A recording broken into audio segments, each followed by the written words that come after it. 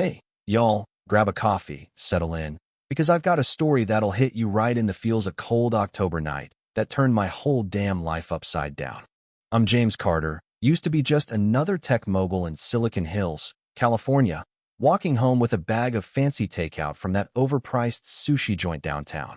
Picture this. It's crisp, leaves crunching under my $800 loafers, my phone buzzing with my assistant Karen yammering about some merger, and then, out of nowhere, I see this kid, maybe 11, skinny as a rail, swiping my food right off a bench.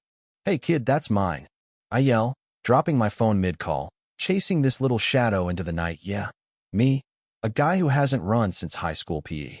He's fast, darting through the sketchy part of town, where the streetlights flicker and the city gave up years ago. I should have called my security guy, hopped in my Porsche, gone back to my sterile mansion, but something in me, some gut instinct, keeps me on his tail. He slips into this crumbling old warehouse, all graffiti and busted windows, and I'm standing there, heart pounding, wondering what the hell I'm doing. Through a cracked door, I see him, Ethan, I'd learn later, kneeling by a pile of blankets, whispering to a little girl, Ava, his sister, maybe 9, looking like she hasn't eaten in days. "I got us something, Ava," he says, voice soft but fierce, opening my sushi bag like it's Christmas morning. She's pale, curled up tight, barely moving, and he's feeding her tiny bites of my $50 dragon roll, saving scraps for himself. It hits me like a freight train. This kid's me, 30 years ago, scraping by with my sister Emily, sharing the last slice of stale bread when mom worked late. Emily didn't make it past 15, taken by a fever we couldn't afford to fix, and I've spent my life building walls, chasing billions to drown out the ache. Seeing Ethan and Ava, something cracks. I can't walk away. "Hey," I say, stepping into the dim light, and Ethan jumps up, shielding Ava, his eyes screaming, "Don't you dare touch her. I ain't here to hurt you." I tell him, hands up, voice softer than I mean it to be. "I want to help." Ethan's glare could cut glass. "Why? People like you don't help people like us." I swallow hard, thinking of Emily. "Because someone should have helped me and my sister once, and they didn't." Next thing I know, they're in my mansion, yeah, the one with the marble floors and zero soul.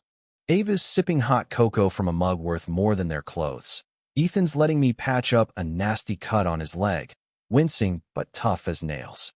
"Some punk at the soup kitchen tried to take Ava's bread," he mutters. Had to fight him off. I'm floored. This kid's playing dad at 11, while I'm out here signing billion-dollar deals. I tell them they can stay, sleep in a real bed, eat real food. Ethan's skeptical, but Ava's eyes light up, and for a second, I feel alive. Morning comes, and they're gone. Blankets folded, dishes washed, but my heart stops. Emily's photo, the only one I have, is missing from the mantel. It's a beat-up silver frame she gave me, her smile frozen at 13. I'm gutted, tearing through the house, cursing myself for trusting them.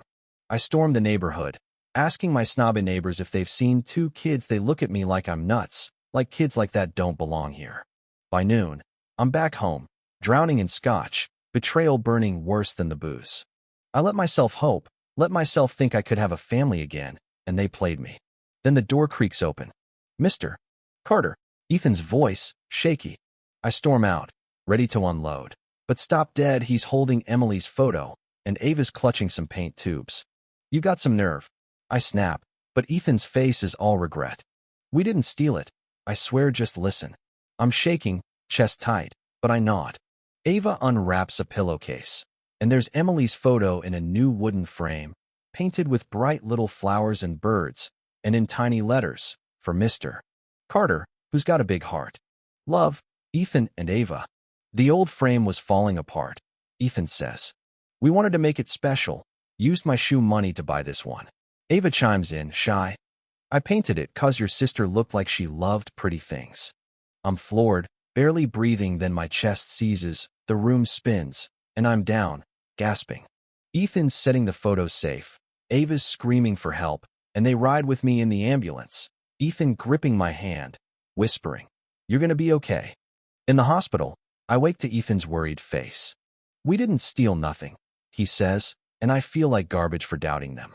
These kids, with nothing but each other, gave me something my billions couldn't buy: a piece of my sister back, wrapped in love.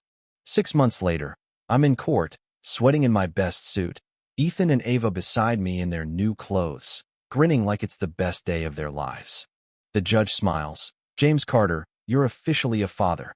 They tackle me with hugs, and that night, over spaghetti and chocolate cake, Ethan says, Dad, can we help other kids like us someday? Ava adds, I think Emily's happy you're not alone anymore. I look at her photo, those painted flowers glowing in the firelight, and I know she is. But here's the thing, not everyone's thrilled. My HOA's whispering, saying kids like Ethan and Ava don't fit in our perfect community. Should I fight them, expose their prejudice, or keep the peace for my kids' sake? What do you think? Is it worth stirring the pot for justice, or should I focus on my new family? Drop a comment, share your take, and let's keep this convo going. Hit that like button, subscribe, and ring the bell for more stories that'll make you think twice about what really matters.